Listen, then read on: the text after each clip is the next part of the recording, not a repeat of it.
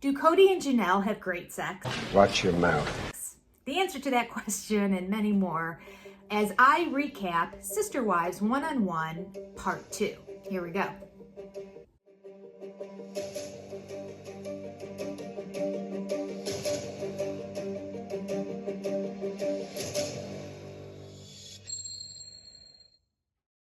Hi everybody, my name is Jenny and this is Senior Perspective, where I give you my senior perspective on all things reality TV. Specifically right now, Sister Wives. So let's talk about it. It opens up answering the question, which was the cliffhanger to the last episode, and that is Suki asking Cody, do you and Janelle just have great sex? Now, anybody who's been watching Sister Wives ever since the beginning knows there was not going to be an answer to that, because ever since season 1, episode 1, when they were asked that question in their interview time, they have always said, this is not a question that we're going to answer. What happens in the bedroom stays in the bedroom. As it should be, we don't need deets. So I found it interesting that this was the cliffhanger, because I'm like, he's not going to answer the question. And sure enough, his answer was, I won't answer that. But the reason why they left it a cliffhanger is because Suki did follow up. Yay, Suki, a follow-up question. And then he still gives a non-answer, but this is typical Cody stumbling over his words, because when he gets a question that he's not prepared for, we get a whole bunch of blah, blah, blah, blah, blah, I think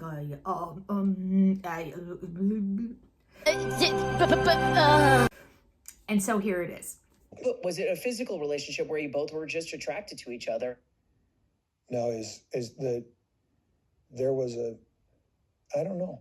She asked to be in the family, whatever, for what reasons she thought was in this, but it was because she loved you. That's just great. When you write it out, it's even better. Here's his response. No. Is that there was a, I don't know.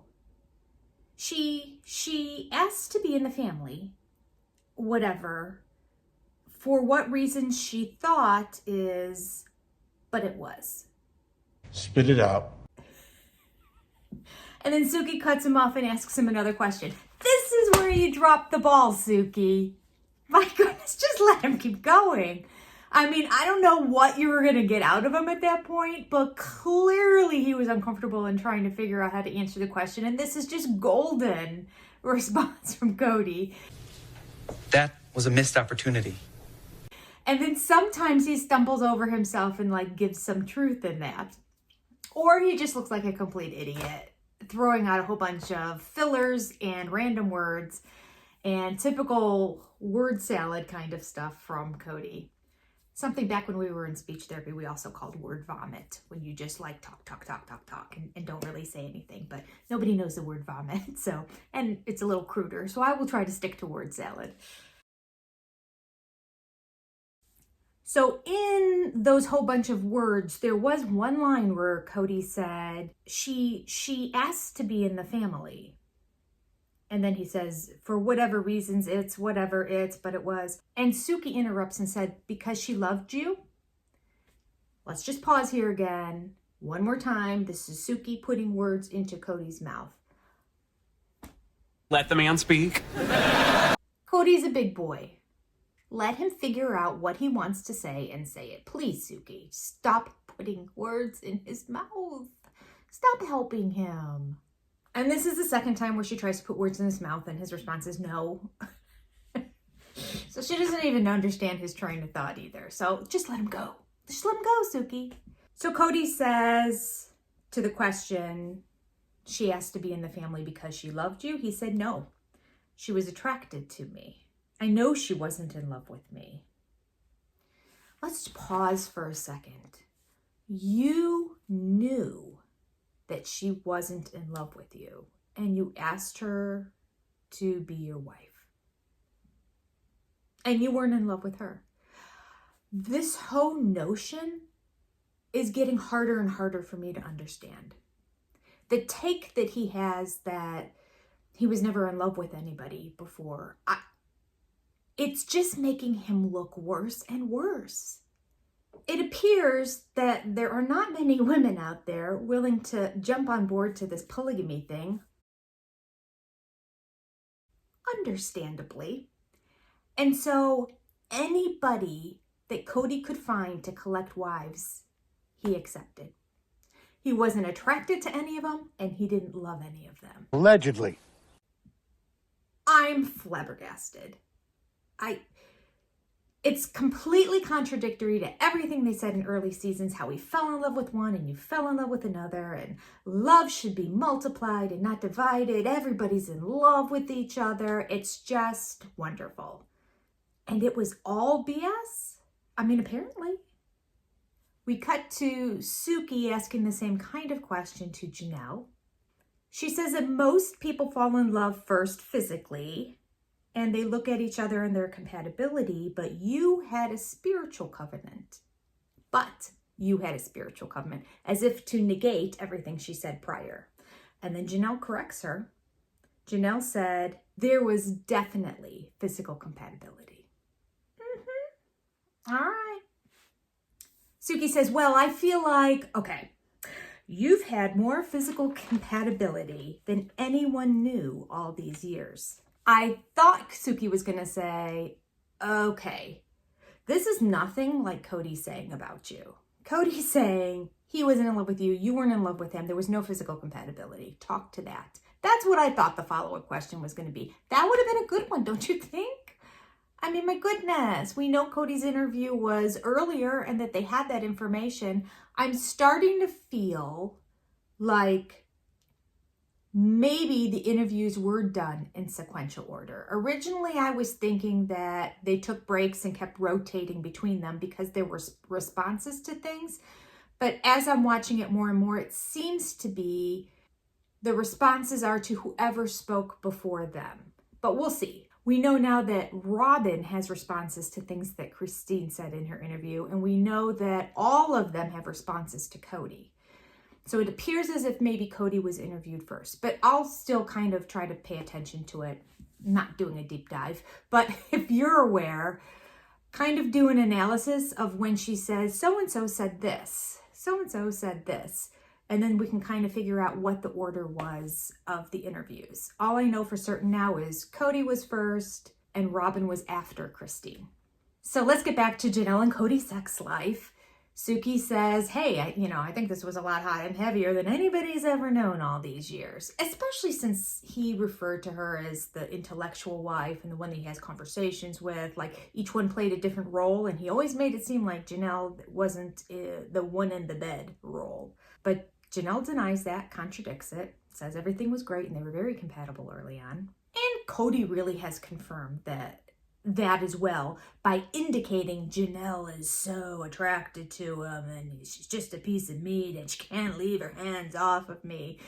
She's not going to keep acting like that if he keeps denying her intimacy. So clearly it was happening. That's right, hot and heavy. So why is it that none of us knew this part about Janelle and Cody's life? Well, Janelle says, it's because I'm not someone who goes around blabbing. I'll hint at it, but yes, of course, everything was good in that department. Good for you, Janelle. We cut back to Cody, and she's talking about the question in Salsa Brava. There's a little bit of jumping around. There was last episode too, so not really fond of some of the editing that's done because we jump back and forth between questions as well, but that's neither here nor there. So Suki's now talking about the fight that they had and said, why couldn't you say to Janelle at Salsa Brava that I want to reconcile? I love you. Basically, why did you let her go when she said that I want to stay separated? Cody's response, no. I'm not in that place. I'm not wanting to pursue her. I'm not wanting to drop everything and say, baby, you're the be all and end all. I want you. I'm not there now. And I'm coming from a position where I feel totally betrayed. I'm calling bullshit right here. I'm sorry. His reaction in Salsa Brava when Janelle's like, I want to stay separated was shock. I do think I want to stay separated for now. Really? Really, you want to stay separated? Yeah, I do. He couldn't believe it. He couldn't believe that he was being rejected at that point. So this is his now 1 year later response to that. Like, oh, no, I wasn't shocked, and I never wanted to get together with her. Like, he walks in, where's my hug? I mean, yeah, he didn't want to get back together with her. I mean, come on, Cody. You're so paper thin. We can read right through you. This is Cody reflecting back and trying to protect his ego. And we know that because why? I just read all that to you, and did you hear a bunch of no, it was really coherent and well rehearsed. He was ready for that question, and here was his response. Okay, this was infuriating as I was watching this last night, which, by the way, takes me a while to get these videos out because I'm Eastern Standard Time. So it doesn't come on until 10 p.m. It's so late for Jenny. I am normally in bed at 10 p.m. So it starts and I have to pause and I try to take some notes, and I usually don't get notes on the whole episode because it's midnight by the time I'm halfway through the episode, pausing and stopping and writing things that they say in that. And then I just watch the whole second half of it and then do the notes in that on Monday for the second half. So it's a terrible time slot. I hate it. 10 p.m. on Sunday night. Yuck. Completely off topic. All right. So Cody claims he felt completely betrayed. He wanted nothing to do with getting back together with her. Suki doesn't say anything. So Cody keeps talking. Now I'm going again. Cody doesn't know how to say, and I said, I was thinking. He always says, and I'm like, and then says the quote. Or he says, and I'm going, and then he says the quote. I can't, such elementary level grammar is very hard for a speech therapist to swallow.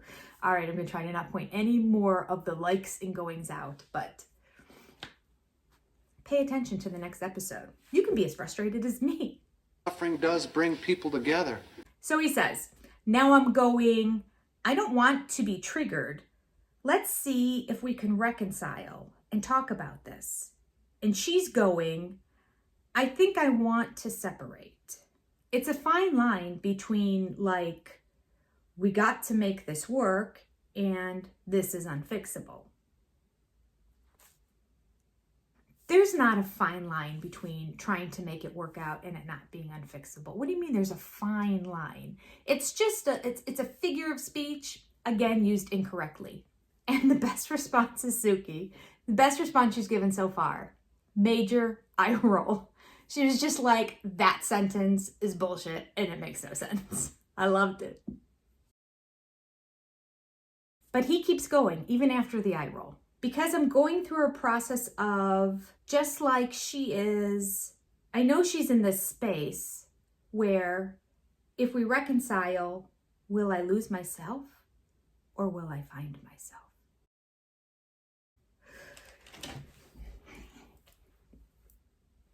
I had one of those, up and down your spine feelings when he said that.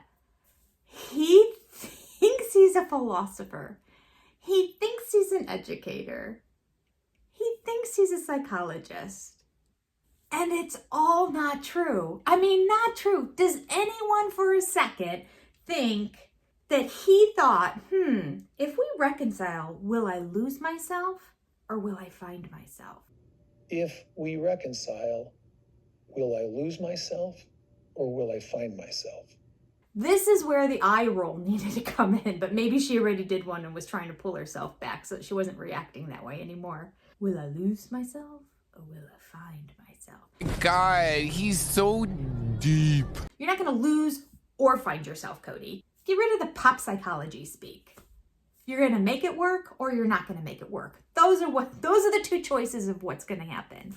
You're not going to lose yourself or find yourself. You know who you are. You don't need to find yourself.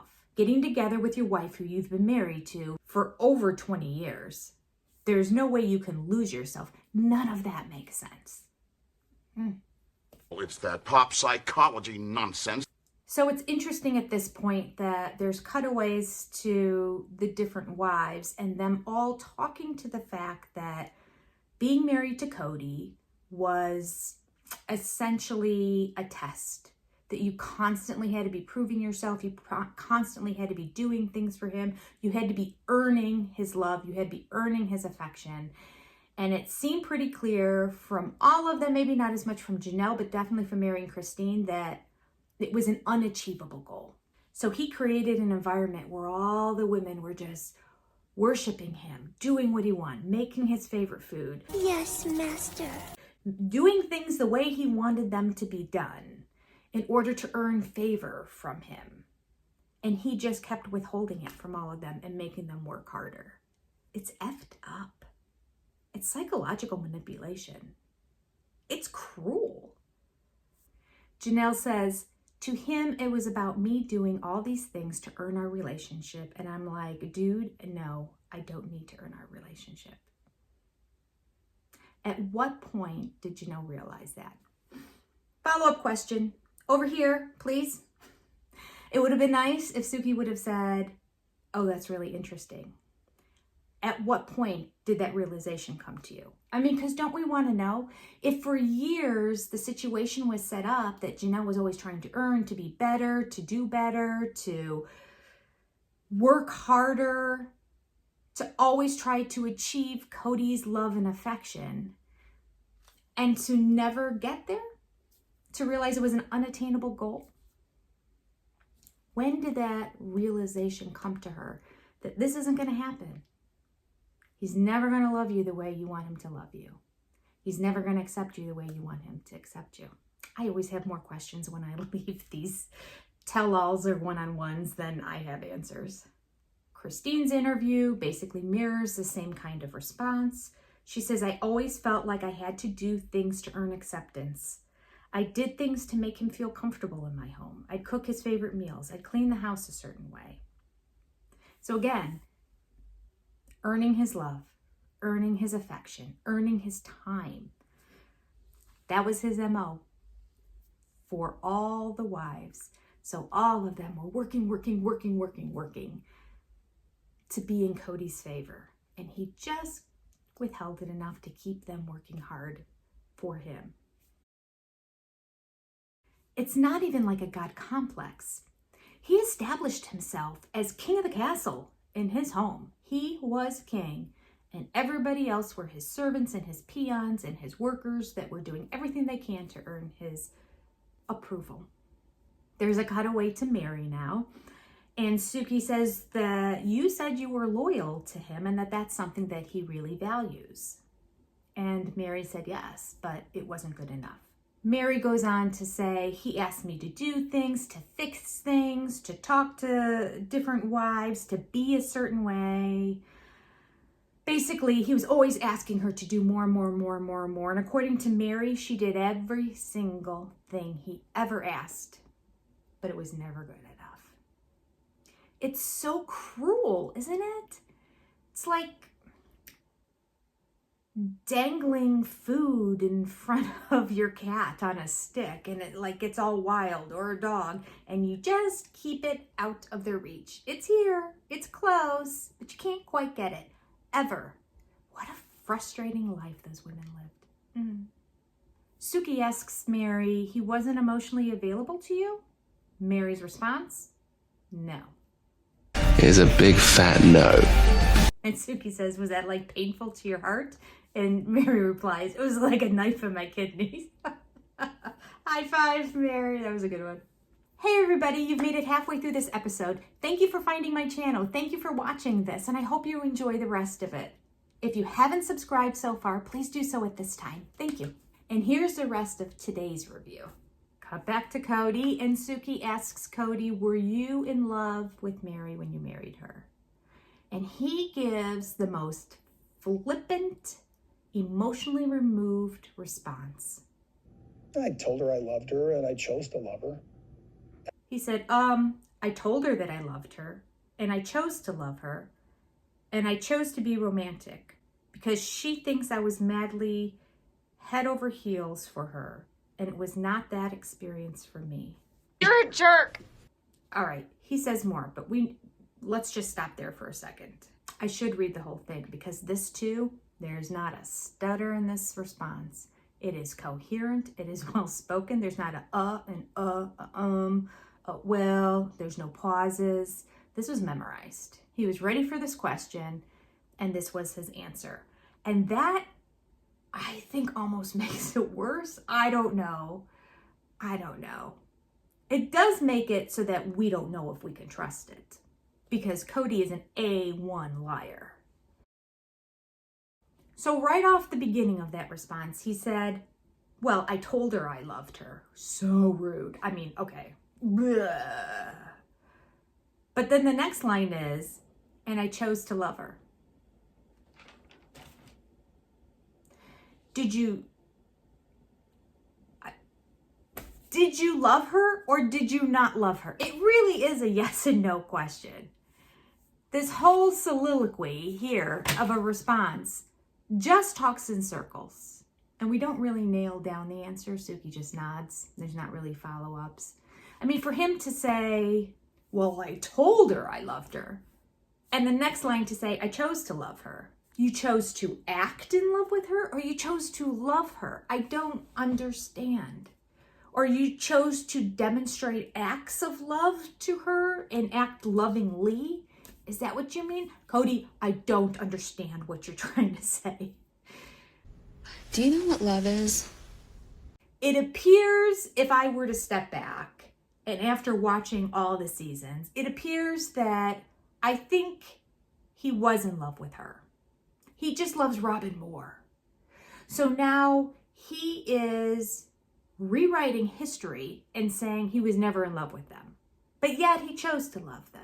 He's going back and forth because he can't figure out what his story is going to be. He's so hurt at the fact that they have all left them that he wants to take this stance of, well, I never loved them to begin with, so it's fine that they left. I mean, I suffered for 20 some years with these wives in my possession, so it's fine that they're gone. Never loved them at all. He also said he chose to be romantic. Again, is he just misusing the word? Does he mean I chose to do things that were romantic for her? Or did he really choose to be romantic? I don't know. I don't know. He says, because she thinks I was madly head over heels for her, and it was not that experience for me, but I was always a life-affirming person. I would always affirm what I wanted, and so I told her and did everything I could to love her. I just love... Here's more psychology speak on behalf of Cody. I am a life-affirming person. You're a positive person? Is that what you mean, Cody? I mean, come on.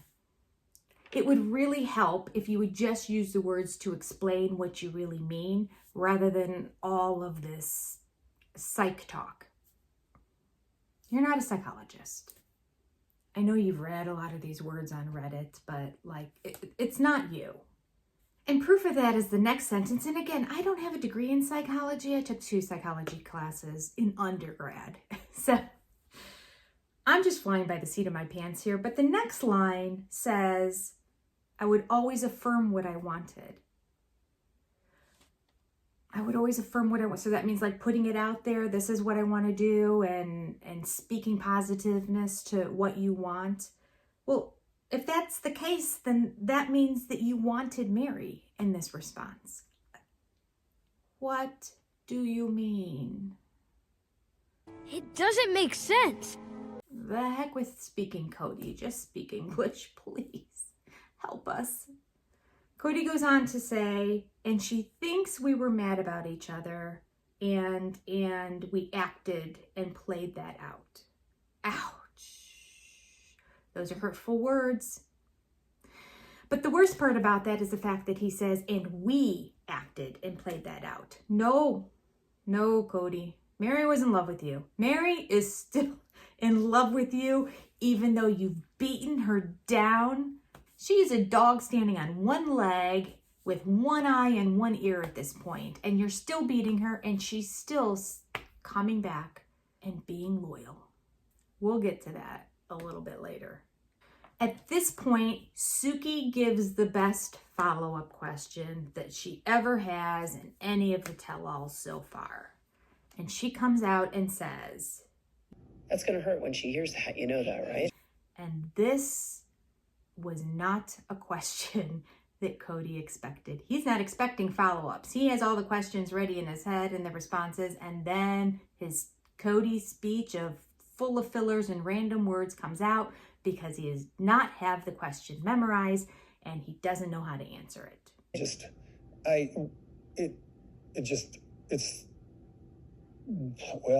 We did have a very romantic experience. Okay. How can you have a romantic experience with somebody you don't love?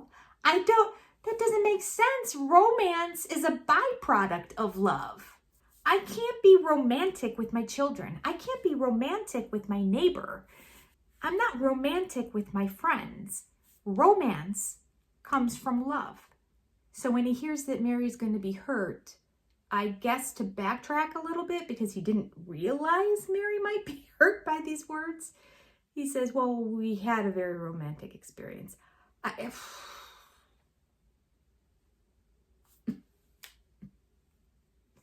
All right. Did you love her or did you not love her? Honestly, you can't be romantic with somebody you don't love. The guy talks out of both sides of his mouth. He goes on to say, we started out that way, but there was a lot of dysfunction that we had. We started out that way. I'm assuming he means in a romantic experience. So if he started out that way, but then there was this dysfunction that made it end, that makes sense, but that's not what you've been saying. You've been saying you've been acting all along and that you've just told her that you loved her. I've caught you in a web of your own lies, haven't I? We cut to Mary talking about her moving business and then that whole conversation that they had in the kitchen between her and Cody, where Robin was sitting there as well, and it was put out and made clear that Mary invited Robin to that conversation, which I think we already knew that was on the show. I do want to say that Robin, I didn't notice before, but Robin, I don't know if I'll find it and put a clip of it in here, but I think it was there maybe. I don't know if it was in her talking head or if it was in Mary's kitchen, but she was wearing another floral blouse. That's all she wears is floral blouses. Again, not against the floral print. I have floral prints in my closet, but I will say I like this one. I just want to put it out there because I'm very hard on Robin. I know because of her old lady prints, mostly because of the paper thin polyester, looks like it would be flammable kind of overcoats that she wears. I think that's really what makes her the most dowdy and makes the floral print along with this little thin polyester thing make her look like she's 88 years old. But she was wearing a floral print with no little sweater to go along with it. And it was pretty. It was a navy blue with small little white flowers. I would wear it. I mean, I'm older than she is, but I would wear it. All right, back to the show. There's a conversation with Christine where Christine is saying that she does not understand why Robin keeps pressuring Mary to stay in the family. And Robin's response is, I understand what she's saying. This is what lets us know that Christine had her interview before Robin. She said, I understand what she's saying, but at the same time, I see things from Cody that he gets very inclusive about her. He talks about how he needs to contact her, that it's been a while. And he's it's like he really considers her, even though it's not the considerate that she wants. He does consider her. Oh, okay. Now it makes sense that for 7 years you've been begging Mary to stay, because Cody, on occasion, admits that he hasn't talked to her in forever and says, I should probably contact her, huh? I mean, it's been 1.5 years. I'm due for the obligatory phone call. Yes. All right. I mean, really, Robin? I couldn't think of anything else to say. This is the best she could come up with as an explanation as to why she kept she is now the biggest liar of all, honestly. Winner! If Robin knew, and we now know later on in the episode that she knew about how Cody was feeling about Mary, she had no justification for convincing Mary to stay. None. Except she wanted Mary's money. But that's a side note. She's never going to admit that, right? So she has to come up with a story as to why. Why have I been begging Mary to stay? Another reason is it's an ally, right? Because Robin never really got along with Christine and Janelle. So by Mary being there, she has somebody who has her back. Not good reasons to convince somebody to stay in a marriage with somebody else who seems to almost outright hate you, disses you, talks down to you, doesn't understand why you're even in town, can't understand why you're sticking around. I mean, Are you still here? her other line was, he's inclusive about her. What do you mean he's inclusive about her? Boy, she is starting to speak Cody. She's starting to speak Cody. She's starting to make absolute no sense. That's what Cody speak is, honestly. Cody's not inclusive of her at all. Okay, I take it back. There was one time, probably for the show, that he asked if Mary could come over at Christmas time. So I guess maybe he is he's more inclusive of Mary than Robin is. Oh, what a statement that is. The guy who completely ignores and doesn't speak for months at a time and doesn't see Mary for probably up to a year or more at a time, says, oh, here's a family member and it's Christmas. Maybe we should invite her over. And Robin interprets that as, wow, he's so inclusive. He really loves her. Because I don't want her in my house and I'm not talking to her. She's basically saying, he's a better person than me. She said he really considers her.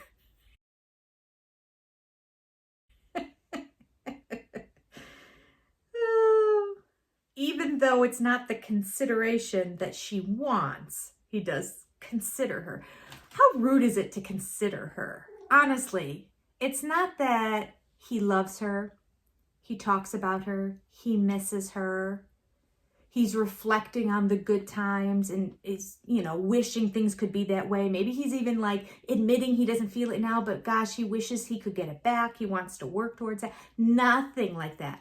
He considers her. Do you know who I consider? I'm very considerate of my neighbor. I make sure that, I pick up the dog poop when it goes on his lawn. That's being considerate. I don't walk into the bathroom when my kids are showering because I'm considerate. He's considerate of her. And not even the kind of considerate that Mary wants. I mean, come on. I can't believe this is her justification. I mean, I'm so glad that she gave us an answer, but it is worse than I even anticipated. Being nice and considerate, even though it's debatable if he's either one of those things, is not a reason to stay in a loveless marriage. When your husband announces to the world that he doesn't want you around at all, pointing out that he's considerate of you at times, doesn't hold water. And sure enough, Cody reiterates that Robin for 7 years has been trying to get Cody to reconcile with Mary. But why? I think he just pulled the 7 out of clear air. I mean, sometimes we talk about 10 years, sometimes we talk about 7 years, sometimes we talk about 17 years. I don't think we have a very good time frame. One, we have a poor time frame as viewers just because TLC splices things up and pulls things from all different episodes and puts them into one. We saw Janelle walking her dog, and that was a clip. The dog is dead. One of the 2 dogs she was walking is dead, and they put the clip this year, and the dog died over a year ago. And that's B-roll, so who cares, right? It's true, who cares? But it's just another point that they just pull all kinds of random clips and put them together. And it is very clear that the timeline is very uncertain and mixed up within these episodes. Okay. But on top of that, We have the Sister Wives and Cody throwing out dates of how long things happened, and it's really ambiguous. We can pretty much say it's been at least 7 years that Robin has been begging Cody to reconcile with Mary, and he hasn't. He said, but I don't feel any, I feel the emotions of friendship with Mary. I don't understand why she doesn't understand that where our relationship is. Okay. I think she is in this position waiting for me to go, oh no, don't move to Parowan. I'm worried that you're doing this. You know, stuff like that. And I'm just like in a place where I'm a little too ambivalent to be fair. You're not too ambivalent to be fair. You're too ambivalent to care, but not to be fair. I don't care enough to be, anyway. That doesn't make sense. Suki says, have you ever told this to Robin? And he said, of course. She knows where I'm at. Ending a sentence in a preposition. It's fine. It's fine. Let's move on. We cut to Janelle, and Janelle says, I feel like Robin shouldn't be in their relationship. If Cody can't talk to Mary, then there shouldn't be conversations. Yeah, right. That's very good. That's astute. If Cody can't talk to the one wife, then the other wife doesn't need to be there. And let's just go back many episodes. That's what they all said. We don't get involved in anybody else's relationships. It's just our own. We don't talk to Cody about the other relationships. Liar! We don't get involved in the other relationships. Liar! We now know lies. Liar! Janelle goes on to say, but I know that Mary calls Robin into hers. And it's a big mess to me. Yeah. But we know Robin got involved in more than just Mary's because Christine talks about that later on. But let's continue on with Janelle. Suki says, do you think Cody is afraid of saying in front of Robin, hey, this isn't working? And Janelle says, no, I don't think so, because he would even say it in front of me. He was very vocal with me that there was no relationship there. So Cody all this time has been talking about other relationships. I mean, we assumed it, but now we know it to be true. Cody said to Janelle, I have no relationship with Mary. Christine, referring to the relationship between Cody and Mary, she puts it this way. You have hope and hope and hope for so long until you don't have it anymore. And then still, there may be some time before you're ready to really leave. That seems to be what was Christine's experience. It seems to be what we saw with Janelle as well. So Mary's in the process of, she's finally realizing there's no hope, but not quite ready to leave. We'll see. Cody goes on in the interview to say, I will always love her. I can't. Like, let's go to the next question, please. Him saying, I loved her, I didn't love her. I never loved her. I acted like I love her. And now I'll always love her. Fuck no, I make it up as I go along. Hold his feet to the fire and say, but you just said you never loved her. It's infuriating. And then he does the qualifier, I can't be in love with her. It's not safe for me. There's a safe word that he learned from Robin. It's not safe for me. He goes on, I'm not going to drive the bus over her. I think he meant throw her under the bus, but maybe he meant I'm not going to throw her under the bus and then keep driving the bus over her. I don't know. He goes on to say, it just didn't work.